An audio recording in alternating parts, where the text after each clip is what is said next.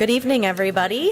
It is 6:30 p.m. It is Tuesday, November 7th, 2023, and you are at a Common Council of the City of Wausau meeting. Welcome, everyone.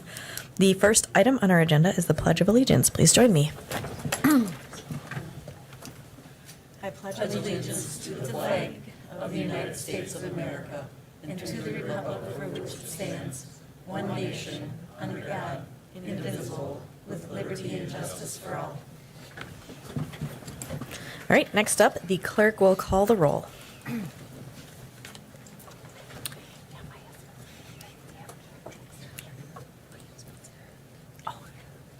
There are 11 voting members. Excellent, thank you very much. Next up, proclamations.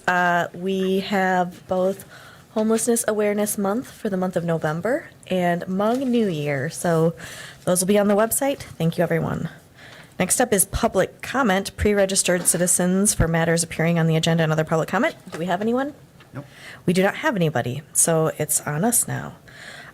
First up, the consent agenda. This is file number 231001 through file number 230108. I have a motion by Alder Watson and a second by Alder Larson. Is there any discussion? I'm not seeing any. You may vote. Motion passes 11-0. All right, thank you very much. Next up is file number 231103, Mayor's Appointments. We do have one. This is for Rick Ryer replacing Michael Loy on the Police and Fire Commission. I have a motion by Alder Lukens and a second by Alder Henke. Any discussion? All right, we can. You may vote. Passes 11-0. All right, thank you. And we want to thank Michael Loy for serving our community in such an important way. Next up is our budget public hearing. This is file number 231109, public hearing on the proposed 2024 City of Wausau budget. So if you're here in the audience to talk about the budget, you are welcome to come forward and give your name and address for the record and give us your comments on the budget. Okay, I will ask another time. If anybody is here for our budget public hearing, it's file number 231109. You are welcome to approach the podium. All right, one last time, file number 231109, public hearing on the proposed 2024 City of Wausau budget. Alrighty, I'm going to close the public hearing, but for the public viewing audience at home, we will be discussing this budget at our next council meeting on the 21st. So if you have anything to say, feel free to report to your council member. Next up is file number 231105. This is a joint resolution from the Human Resources and Finance Committee approving the reclassification of transit supervisor from grade 18 to grade 17. I have a motion by Alder Lukens and a second by Alder Herbst. Alder Rasmussen. Thank you. The resolution that's displayed on our iPads is the council salary one. Oh, well, that's fun. I think we need to bring up something else because it was the one that we voted down last time. Well, we don't want that. I will edit that. I'm going to edit it quickly.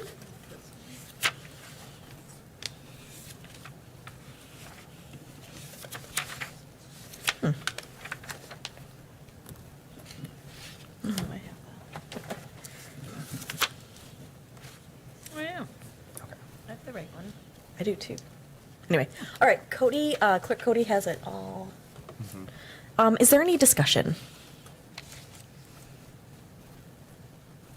Okay, I'm not seeing anybody requesting to speak. You may vote. What is displayed for the vote is still the council pay. It is the resolution 231105. That is the one I will record. Okay, so that is wrong though because it's authorizing a 3% pay increase for public officials and the mayor still. Yeah, it looks like for some reason the previous packet was in there, but I will get it recorded as the resolution 231105, the joint resolution approving the reclassification of the transit supervisor from grade 18 to grade 17. Okay, what was published for the public? Because if it's this, we can't vote this way. That was published for the public, but it was in the system. So the publication is right and the Yes. iPad view is wrong? Correct. Okay, And thank you. that will continue for the rest of this one. Okay. And I'll change those as we approach to them, so. Okay, that I'll get works. the numbers right. I guess I don't even know what your view is, so. Yeah. My view is right. Okay, Sure what that is, but. okay. All right, Alder Killian. So we've got the right one now. If it was the council pay, I was going to introduce an amendment. No, just a little we're humor not voting there. on that one. Okay, thank you. You don't have to introduce any amendments on that. Anything else? We're good? Okay.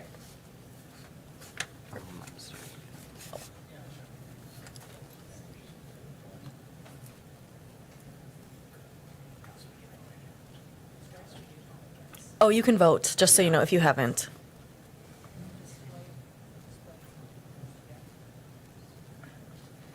Got it? Passes 11-0. All right, thank you.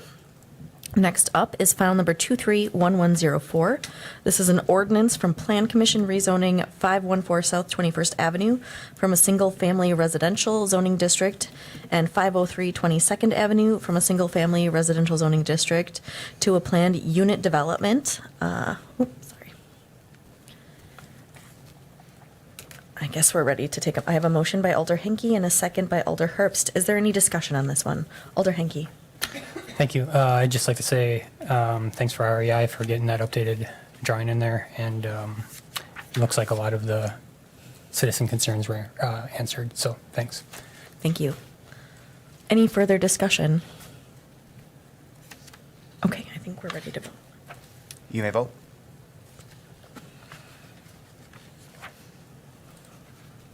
Passes 9-2. All right, thank you. Next up, I guess we're requesting you to suspend the rules, 6B for filing and 12A referral of resolutions. This does require a 2/3 vote. I have a motion by Alder Watson and a second by Alder Rasmussen. You don't get to debate this. We're ready to vote. You may vote. All right. Passes 11-0. Our rules are suspended. We are now on to file number 231106. It's a resolution from the Finance Committee approving the city's accepted counter-offer to purchase for 811 and 815 Grand Avenue and related budget modification. I think it passed unanimously at Finance, although I'm not. But it did. Okay. It did. I have a motion by Alder Rasmussen and a second by Alder Martins. Alder Gisselman. Yes, thank you. I question why this large issue was only into the Finance Committee and out of the Finance Committee. According to our webpage, it will be the duties of this committee, referring to the Capital Improvement Street Maintenance Committee, to recommend the purchase, sale, or leasing of real estate by the city and to recommend the use or disposition of vacant land, and then it goes on. So obviously, the Capital Improvement Street Maintenance Committee did not see this issue. It's a large investment for the city of Wausau, and it starts on the path of the new firehouse, I trust. I think that it really does need a look by the Capital Improvement Street Maintenance Committee. I think that is where this should have started to begin with, and then as usual come into the Finance Committee for fiscal consultation coming before the city council. So with that, I move that this issue be referred back to the Capital Improvement and Street Maintenance Committee for them to look at it and to make reference and come back to Finance as well as the City Council. All right, so we have a motion to refer back to committee by Alder Gisselman, I'll second that. and we have a second by Alder Larson. So I'm just going to wait for the clerk to type that in, and then we can start talking about it again. Okay, pop it in. Oh, okay. Does it need to? So it was a motion by Gisselman and a second by Larson. Your time. All right, so now we are on to the alternative motion. Alder Rasmussen. Thank you. I guess I question the value of a refer back at this point. The Finance Committee has considered that purchase because that purchase of that parcel originally came forward as part of the CIP process to be included in the 2024 budget process. And so, under those circumstances, that parcel of land was available for sale. The Finance Committee has already earmarked funding for the purchase. And unless the SISM committee, all of whose members are here tonight, can verify that they would make a different decision, I don't see the value in holding up a real estate transaction where the private sector is waiting for that sale. So, the need for a replacement for Station 1 is no secret, and the Finance Committee has discussed it in multiple public meetings as well as the CIP committee in July. So, unless a different decision would be made, all of SISM is here tonight. And the SISM committee meeting for Thursday has been canceled. So the soonest, unless there's a special meeting, that SISM is going to act is the second Thursday of December, which then puts you back to the council. There's one council meeting in December. You would not be able to take this action and purchase this land with your private sector owner until January. So I guess why? It makes no sense to me. Thank you. Thank you. Alder Killian.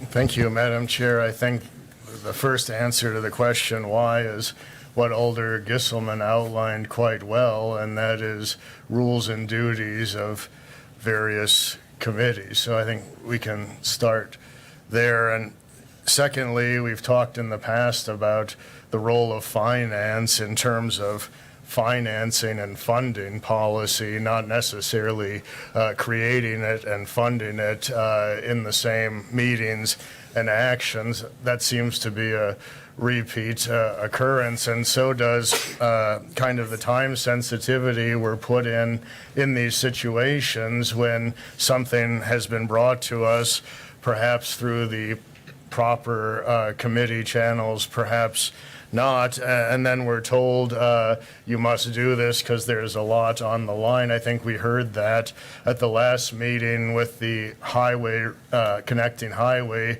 redesignation, when an appropriate, legitimate public engagement process had not occurred. We were told we must vote on that because now there's no time, and I did have a positive discussion with the DOT subsequent to that meeting. But lastly, I think we just heard, and I don't think it was intended to ask for essentially a vote from SISM committee members tonight within our common council meeting, but in effect, that's what would be occurring if we were to ask members of the SISM committee to designate, would there be a different outcome if this went back to committee. I think that goes beyond discussion, and in the context of Wisconsin open meeting laws, I mean, you're essentially asking for discussion and possible action from the SISM committee within the common council meeting, and I don't see that anywhere on the agenda. So that may have been kind of a figure of speech, but again, that in my layperson understanding, that would not be allowed under the rules either. Thank you. Thank you. Alder Martins. Thank you. There's been every opportunity to take a look at this in SISM. It's no secret that the department has been looking for a new space for Station 1. This came to as an ARPA request almost a year ago, and it didn't fly through that. It ended up on capital improvement planning back in June, and it didn't make it through that process. And now finally, in September, there was an offer made on, and the finance committee approved an offer to make an offer on the property. So it's not like the committee had didn't have an opportunity to look at and bless this transaction. Every opportunity was there, and So I find it disingenuous that this is another one of those 11th hour requests. We've been working diligently through this for several months now, and I think now we're at the point of time where this offer, can come to fruition. Thank you. Thank you. Alder Larson. Thank you, Madam Chair. Every opportunity might have been out there, as Alder Martin said, but the opportunity didn't bring itself to the SISM committee. And I believe that, the engineering department is responsible for making up the agendas and such, and that has never been on agenda. And I honestly think that regardless if this is going to change or not, it needs to be discussed because, I have some doubts about this. I think that there's other priorities where this money can go right now. We're working on to build a Department of Works, Public Works building. We could use our $800,000 for this instead of some fantasy thing in the future. I mean, this land has been for sale there for years and years and years now. It's not like we got to, boom, jump out on it and vote on it tonight. The proper procedure hasn't been followed. The proper protocol hasn't been followed. And therefore, I'm going to recommend that this go back to SISM. Thank you. And just for the record, in the documents, the closing that is scheduled is for November 15th, if that affects you. Alder Rasmussen. Thank you. I think as far as the need and the vetting of the site, I think we should bring up our soon-to-be appointed new fire chief, Jeremy Kopp. They've been involved with a consultant to choose a location, to survey multiple locations, and determine the shortcomings of the current central fire. So this is certainly not sudden, and it's not that it's not been studied. So we need to hear from him. Thank you. Yes, welcome. Thank you. Yeah, I guess being new to this and not knowing what channels are all proper, I've been very vested in listening to how it should go. But this is something that's gone on for two chiefs now, Chief Kajawa and Chief Bartek, with different ideas and plans, money being spent, time being spent, as well as figuring out different layouts and how we could accommodate the growth of the City of Wausau Fire Department. So I guess I'm here to answer any of those questions. I don't have many of the details here other than my memory, but I know that this goes back quite some time, even when we were planning and building the new Station 2 and making that a bigger department or a bigger station and making Station 1 a satellite department that we could afford to remodel in a different capacity because of the cost of it and the size of that building. Okay, maybe just stay close to the podium. I do have two people with their hands raised. There might be more questions after that. Alder Gisselman. Yeah, yes, thank you. Whoever the decision makers were, and we have enough decision makers sitting around in this room this evening to know that past practices of this city council was that any purchase of any land comes through SISM. The SISM committee thoroughly has been looking at the fleet maintenance property. So it really shouldn't have seen the light of day, and I'm not casting aspersions on anyone. I don't mean to be disingenuous, but we really, I think that we have seen this issue come I have not, unless you're privy to the packets of the Finance Committee, we had there was really no discussion with regard to, it was automatically into negotiations with purchasing this. And I don't want to get into the merits of the motion, of the original motion itself. I think the motion in front of us with regard to the sending back to SISM, I think that's originally where it belonged, and the decision makers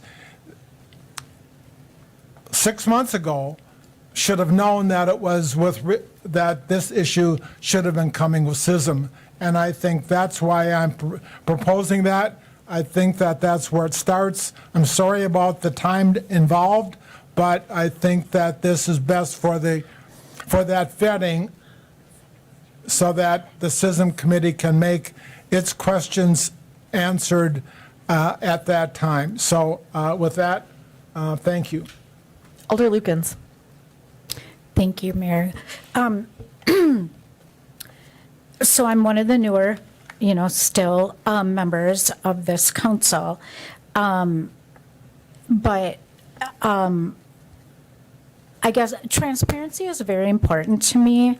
And this has come up any number of times. I guess when I have, I am not able to attend every meeting of every committee, but I do look at agendas and packets. The agendas and the packets are posted on the website for anyone to look at. And I do know that council members can attend other meetings, if there are closed sessions, they can do that. And so I guess one of my concerns is I really am concerned about sending a message to the general public that there are things going on that aren't transparent, because every single meeting about this, and it has been going on for some time, has been transparent. We've had public discussions about this, and we've discussed a long time ago about the different needs, the different codes that were in violation. So, and this has come, the offer to purchase, the price that that they accepted is well under the appraisal. And so I guess I think my biggest concern is we all have the ability to look at the website, to look at our own agendas, and if we have questions, I guess I struggle a bit with things coming up at the last minute and any kind of implying that we're not being transparent, because that doesn't help. And in my estimation, that only makes things worse to have that presented to the general public when that isn't the case. Thank you. Thank you. Alder McElhaney. Thank you. I have a question. Was this, I watched the packets, but it always went into closed session. Was this purchase and the price discussed in open session? I see Alder Rasmussen nodding. It was at the last meeting. We acted on it in open session once we had an accepted offer. But it was just a motion and a second, correct? Well, it was discussed in detail during the ARPA ranking sessions, and it was discussed in detail at CIP, all of which were televised. And so then it also was discussed in detail at Finance. The closed session discussion was limited to the purchase price and the offer and the counter offer. And so once that transaction, because you don't disclose those negotiations in open session, lest you influence the sale. So once those number discussions took place, open session action was taken, and I believe it was at the last meeting. Thank you. I see Marianne nodding. Alder Denny. Thank you, Mayor. So short of having SISM canceled here, we'd be talking a couple of days, 2 days down the road. What kind of staff time would be involved to put this before SISM and do what they need to do to satisfy the Alder's request? I don't know if I don't know why it was canceled. Okay. All right, so I'm hearing that it was canceled because there were no items. I guess my question is, if we were to be able to have that meeting, would staff be able to accommodate the request for their staff work that would be required for SISM to do the review in accordance with the council rules? Well, we know the agenda would have to go tomorrow. I don't know if Director Lindman is back there, but looks like not. So, okay. So, I mean, it would require noticing the meeting and making sure we had staff here and a clerk. So, yeah, I'm gonna, if you could push your button, but I have now 3 people in queue. Alder Killian.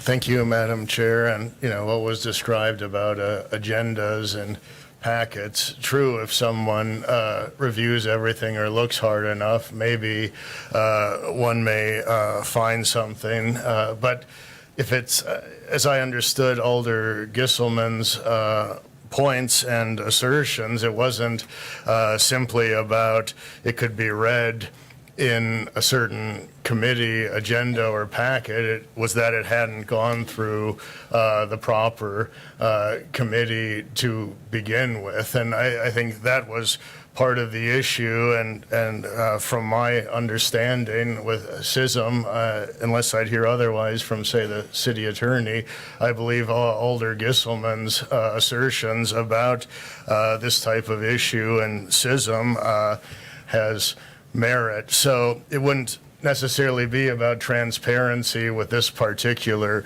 issue, and nothing in terms of those involved. It was simply about proper committees, and it does, it gets confusing when things don't go through the proper committees, even when it may be on some agenda. I mean, if we put our PFAS filtration items on the bike and ped committee agendas, I think that those who might be interested in the water issue could have a hard time finding them. So it's a dramatic example, but surely one cannot review everything on the city's website. So, but just with the topic of transparency in general, I think we can do a better job with that. And so I think following the rules tonight would probably be warranted. Thank you.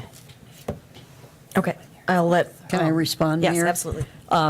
Yes, Alder Killian, what Alder Gisselman read is from the description of the committee's purposes and duties according to our website, that they're all on there. And it is consistent. We were reading the descriptions of the Finance Committee as opposed to CISM. And while we have an ordinance that requires that sale of city-owned real estate goes through CISM, that's an ordinance, but the description of the work of the CISM committee was accurately read by Alder Gisselman. And if we look then to the Finance Committee description, it says that they shall budget for the financial portion of city undertakings. So that would not be inconsistent. CISM would look at the purchase of the real estate, and it would be up to finance to budget for it. However, you referenced Bike and Ped, which is not a standing committee, but the ordinances or the council rules also require that items come before the council in resolution form from a standing committee. So it is coming from the Finance Committee. It's just that which is also a standing committee, you're just having a disagreement among yourselves about sort of what decisions or recommendations have been made by Finance that one Alder Moore feel should have been made by CISM. So it's really up to the chairs and the body here to decide how you're going to vote on this motion to refer. Thank you, But Ms. that is true that that's what it says the duty of the CISM committee is. Thank you, Ms. Jacobs. And forgive my humor on the Bike and Ped committee and not being a standing committee. I think what you mentioned about CISM kind of deliberating on the property, I guess, was perhaps what I had been alluding to mainly. Thank you. Thank you. Alder Larson. Thank you, Madam Chair. I guess I just don't want to see us go down this slippery slope of bypassing committees. It seems to me this has happened once before, but I can't recall the incident. And I just don't think we as a city council, we as a body, we get criticism enough, from the public. We don't need to intimidate them. We don't need to add more to it. We need to do business the way we have set up to do business. Thank you. Thanks, Alder Herbst. Thank you, Mayor. I'm just sitting here thinking about the fact that, yes, they talk about it going to CISM and then CISM to finance, and then the finance ends up with council. I just want to remind you what the mayor said. We're going to be negotiating, or not negotiating, voting on this or closing the deal on November 15th. I cannot see how we could have a CISA meeting, a finance meeting, and a council meeting between now and the 15th of November. I think it should go through as is, and I totally support this. Thank you. Thank you. Alder Rasmussen. Thank you. I think it's important also to recognize that land is bought and sold in the city all the time, and I guarantee you not 100% of that is going through CISM. It's just not. I mean, land gets purchased through the ED committee constantly, through finance constantly. There is no way that every real estate transaction that happens in the city has been through CISM. I know that because I was the CISM chair for a long time. And even though the stated mission on the website says that we will consider those things in CISM, that was very rarely done. When CISM was originally considering land purchases and land sales, it had to do with remnant properties. When street and road projects got done and you had remnants for sale, and if those remnants were buildable, we sent those to the Economic Development Committee to put a price tag on. CISM was really disposing of remnant property that the adjacent neighbors didn't want, that wasn't necessarily buildable for any taxable purpose. And any land that was larger than that, those decisions were going to economic development because they were tax-generating potential properties. So, you know, even though the CISM committee's description would allow it to flex its muscles in this situation, I know for a fact that there are land transactions that have happened historically and, you know, even this year, there's no way that those have been to CISM, and they shouldn't be. It needs to be if it's something that is, you know, a benign parcel that needs disposition, like remnants along, you know, whether it's Thomas Street or whether it's along Bridge Street and the neighbors don't want them and it's a few feet here and there, that's a CISM thing. If it's developable property, that's different. And so, you know, in this particular situation, we're looking at holding up a real estate transaction that's ready to close with money in hand until potentially the first of the year. You could lose that sale. The private sector could say, forget it, and sell it to someone else. And there you sit. Why? Over the minutia of a process. So I think we need to move forward. Thank you. Thank you. Alder Watson. I guess my concern is that I know that there were several alders not on finance that were in attendance at the meetings and in closed session back, you know, several months. And if this was an issue, I guess I don't understand why it waited until now when we're voting on actually closing to come up. Because I think we would have been more than happy to have it go to CISM back in September or whenever we started. So I know that we've been aware of this, so I guess I would just welcome that once this comes up, we air those issues immediately versus waiting until the ninth inning stretch of the issue. So, Thank you. thanks. Alder Lukens.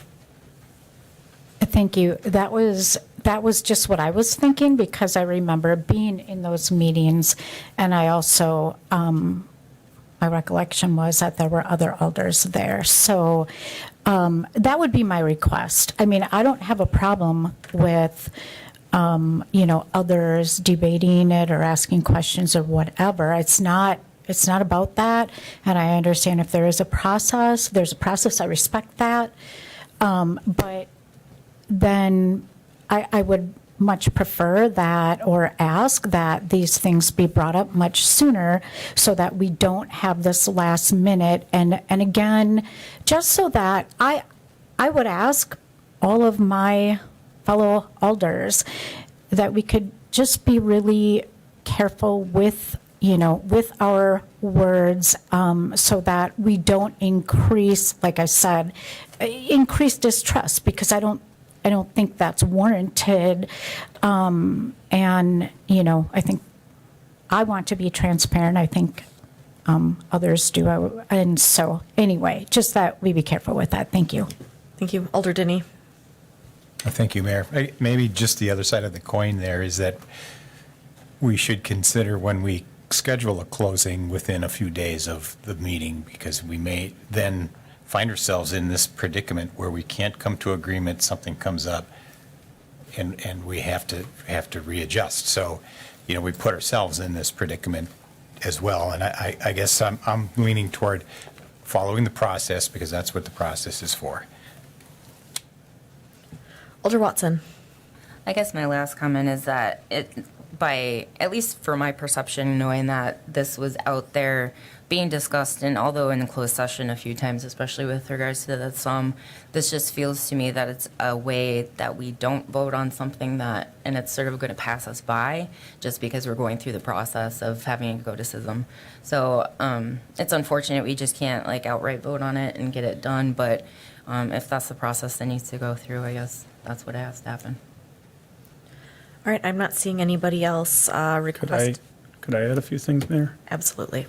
Thank you. I guess I'd be remiss if I didn't add just a couple things. I guess as the future fire chief, if there is a process that needs to be followed, I'd be more than certain to hold myself accountable to follow that process. I'm not sure that I still understand what the process should be with this whole thing, so I think I need to add a couple other items to the discussion, and that would be the time it takes to build a new fire station, the cost that is accrued, or the cost that'll come up to build a fire station the size of the one we need, as well as the location being the most important part of this whole discussion.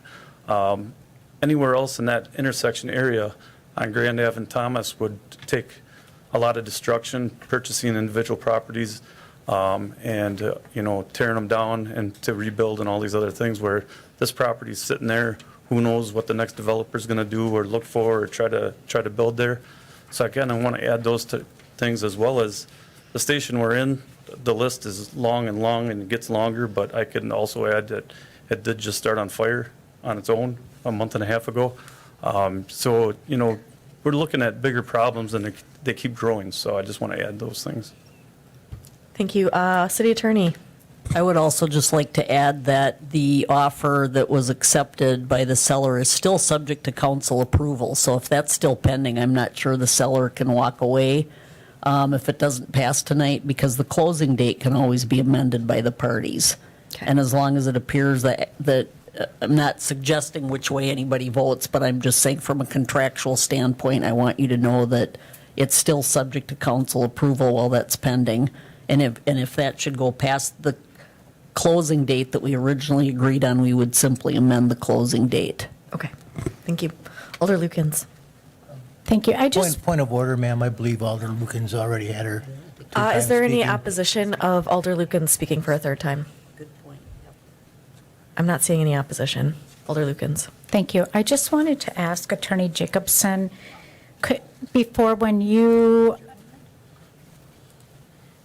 when Attorney Jacobson mentioned what the website said about each of the committees, SISM and Finance, so were you saying that it should go through that process, or is it up to? I just wanted to clarify that so I have it straight. I think it really is up to the body, Council Lukens, and your peers and colleagues are the ones that chair these standing committees. Mm-hmm. And, when we've had conflicts arise in the past and somebody says to me, well, should this go to this committee or that committee, I always recommend the chairs speak with one another and reach that agreement, because it should be among you all. And like I said, this is coming from a standing committee, so it's still open for discussion. You followed the ordinances and the council rules by bringing it to the council through a standing committee, maybe not the one everybody wanted it to go through, but it did come from a standing committee. So, that the ordinance that requires that the sale of city-owned property get considered by SISM, the ordinance Okay, wouldn't the apply here ordinance. because this is a purchase, but it is the descriptor of the committee's duties for whatever that's worth. And it's not an ordinance, but it is what was put together a long time ago when these standing committees were created. So that's up to all of you to decide how much you want to strictly observe those descriptions. Thank you. That's what I wanted clarified. So the ordinance, according to the ordinance, it went through. Requires A the sale of yeah. city-owned property Channels. be considered by SISM, yes. Thank you. Thank you. Is there any further discussion? All right, so what you are voting on, a yes vote would refer this back to SISM, and potentially it could be noticed as early as tomorrow, and a no vote would bring the amendment, the resolution to this council as it was presented. Yeah, You may vote.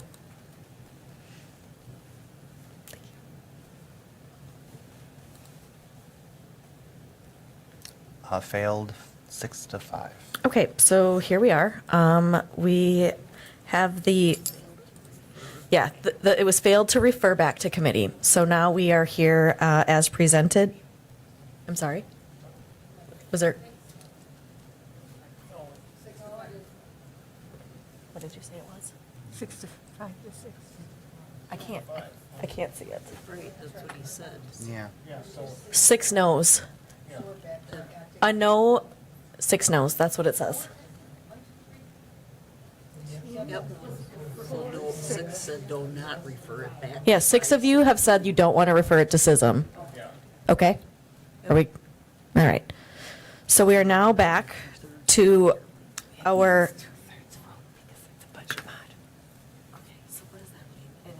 Because it's a budget I modification. understand that, but as a refer back to a committee, what does that 2/3 mean? Oh, nothing's not as applied to that. That you're back to the original. Yes, we're back to the Yes. original. So All right. that requires 2/3 approval. This is fun. We are now back to the resolution as presented originally. So if there is further discussion, we welcome this. Yes. All right. Alder Gisselman. Yes, thank you. I think I have some questions for Randy. With regard to the, so in addition to the floral property as such, with regard to a new firehouse, it also would require some purchasing of houses perhaps on Prospect Avenue so that the firehouse can have an access from both Prospect as well as to Grand Avenue? Is that? Yeah, that's not a question for me, that's a question for Jeremy. My involvement in this was just helping through the process of Oh, I working thought with the as realtors sort and of an stuff. Yeah. acquisition type. Yeah, that's definitely a hope, and that was part of a discussion in closed session would be, another idea of mine or a dream of mine as a future chief would to acquire 2.5 acres and talk about a training facility and get our city to an ISO 1 rating, which is a whole nother discussion. But we can, with the property as it sits, at the 3 different layouts that we've already gotten back from our developer, we could put a fire station of our needs on that property without purchasing any more property. That doesn't mean that as a chief, I wouldn't like But for the more. like you do now, from Seymour, you have access to the firehouse, sort of the back door, so to speak. Are you not anticipating that then on? No, on it's the- still, the idea would still be to have a drive-through station. What we'd end up doing, and I wish I had these here in front of you, but what we'd end up doing is coming in off of Floral and driving around the station and coming in from behind and exiting back out onto Floral in an emergency capacity and onto Grand Avenue. Floral off of Prospect is pretty, No, Floral from Pretty the narrow. property. Floral runs east and west right. on the south side But of it the also property. comes off of Prospect by Well, the there'd be- viaduct that. Yeah, there'd be no way to get an engine or an ambulance up that alleyway through Floral to No, Prospect. but coming in, well, anyways, so you would be able to manage that with just the floral property itself. We would still be able to manage a drive-through station, yep. So my question on one of the whereases is the, referring back to the 2012 study, and you listed, and the resolution lists a lot of different things that through the years were noted to be repaired. Didn't the city acquire a lot of, or fix a lot of those items already? I think that whatever the firehouse study wasn't that bathroom facilities, I think we've done a lot of work with regard to that facility through the years, so I was just wondering what the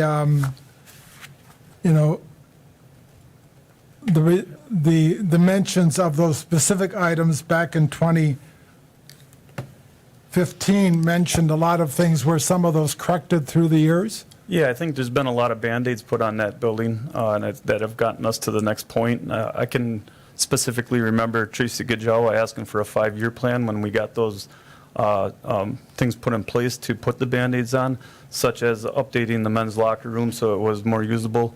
The women's is just essentially a one-person locker room. There's only 2 bathrooms on the main floor, where the third bathroom that was never really functional had to be taken out and made into an area where we could do ambulance reports. So, the main floor of that entire building only has 2 restrooms. The basement, nothing's ever been done over those years since 2012. And I guess, I'm thinking we removed our gear lockers from inside the living quarters and turned those into storage lockers, which was part of that, and moved our gear out into the app bay where our firefighters wouldn't be in the living quarters with carcinogens that were still on the gear from fire scenes. So for the safety of our firefighters, there's been a lot of updates. I will agree with that, but a lot of them are Band-Aids. None of them were electrical, HVAC issued, and all the real big ones that come into play with that building, as well as that tie-in with the police side of the building, where a lot of that stuff is fed from their side. And again, I'm just going off memory, but the emergency generator for the police and fire department is severely undersized to run if we ever came into a critical incident for that generator to keep up with both emergency departments under that one roof. Okay, thank you. Thank you for that. I think I would just, one of the reasons I wanted it back to SISM was because looking at the Grand Avenue approach, traffic on Grand Avenue, 3 lanes of traffic going north, 1 backed up to Thomas Street, a lot more traffic into that intersection since 2015. One of the reasons why I wanted SISM is to have some of the traffic engineers take a look at that intersection. Is that still really the best place for our engines to be coming out of? I had just some serious questions about that. I've had multiple discussions over the years with many different people in the city on that too, and to be quite honest with you, I think it helps us. I mean, that location gives us our best response times throughout the response area of Station 1. On the same token, coming out from Floral, which is, quite some distance from that stoplight, changes things up quite a bit compared to us coming out right on the stoplight right now. It's very difficult for us to come out safely in that intersection and turn left or go east or west on Thomas compared to just going north on Grand Avenue. So I think that we alleviate some problems getting a little further away from the streetlights, but that's my own opinion at the moment. But we can get in and out of there. I value And that. like Station 2 on 52 Parkway, we did put up lights that we can control from the station that warn people we're coming out, that can get them to stop short so we can cross traffic and head south. Just a question with regard to the environmental report. That's been a floral there for, herbicides and pesticides, I'm sure have been used in that facility for over 100 years. So I question that. But like I said, that was one of the main reasons that I wanted to go. It was serious questions, but thank you, Jeremy. I don't have any more questions. You can speak to the environmental part. I'm not sure that there's anything we can do about that now. I also had questions about the further development of that block on Prospect, but you answered that. So, Randy, do you have? Yeah, happy to address the questions. We did have a phase 1 completed by REI. Their work indicated that there were no recognized environmental conditions identified on the subject property. Their opinion is that there's no additional inquiry required or suggested at this time, which is, every time I see that, I find it quite rare. It's very rare that we get a phase 1 back that isn't looking at something further, but in this case, they gave it a clean bill of health. Thank you. Thank you. With that, I think I've always been I feel as if I've been a strong supporter of the fire department. And I had some questions on that, some questions that I really felt CISM should answer. You've answered those to this evening, so I will be voting for this. Thank you. Thank you. Alder Larson. Thank you, Madam Chair. I would like, one of the reasons why I wanted to see it go back to CISM, because I know there's another parcel that's a possibility that's right around the corner, which might be easier accessible, and that'd be the old social services building, which I believe is is empty now, and would probably be enough room there. And so that's another reason why I wanted to go to SISM, and another reason why I wanted to go to SISM is because, and you know what, I'm not doubting the conditions that are in the firehouse here. I'm not doubting the assistant chief here. What I am suggesting is, are we biting off more than we can chew? I mean, right now, we're looking at, you know, we also have a Department of Public Works that's in disrepair, that has been outdated for 20 years and neglected. You know, and now you're talking about shoveling out $800,000, and then once you get this land, I know this is they're gonna push to build this new station, and it's not saying that it's not needed, but how are the taxpayers of this city gonna afford all this, and where's the money gonna come from? Thank you. Thank you. Alder Rasmussen. Thank you. Part of our discussion was that the motivation to purchase the land now was to secure the land and control it, understanding that the development of the actual firehouse would come later, perhaps with the payoff of the financing that we had taken out a number of years ago to finance 3 swimming pools, which are just over halfway paid for. But there was some discussion about whether or not the fire department had any effective use for the property while it was sitting in our possession, and the indication was that it may be possible that they could use it for some sort of training space in the interim.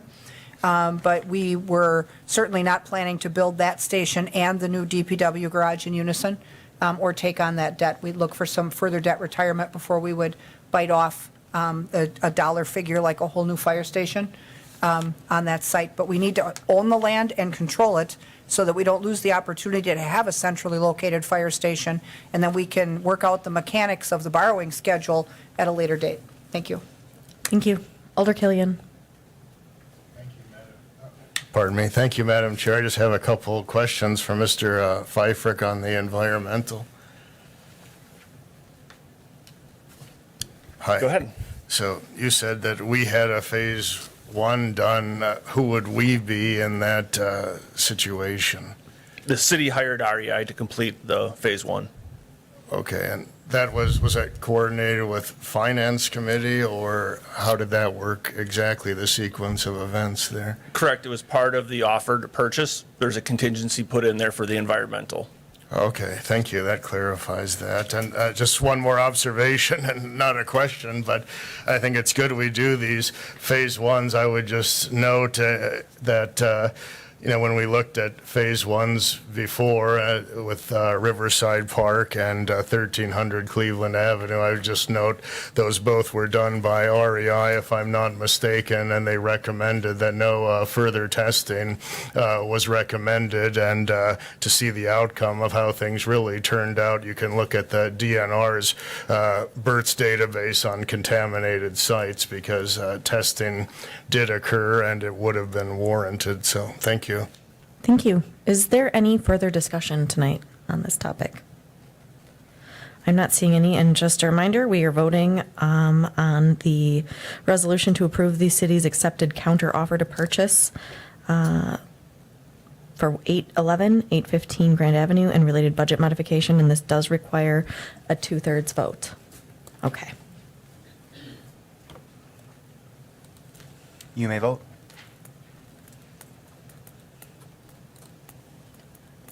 Motion passes 9-2. Okay. That is the end of our meeting. However, if you are here and would like to give public comment or suggestion, you're welcome to. Okay. And with that, I would entertain a motion to adjourn. I have a motion by Watson and a second by Herbst. All in favor can signify by saying aye. Aye. Any opposed? All right, we're adjourned. Thank you, everyone. See you on the 21st.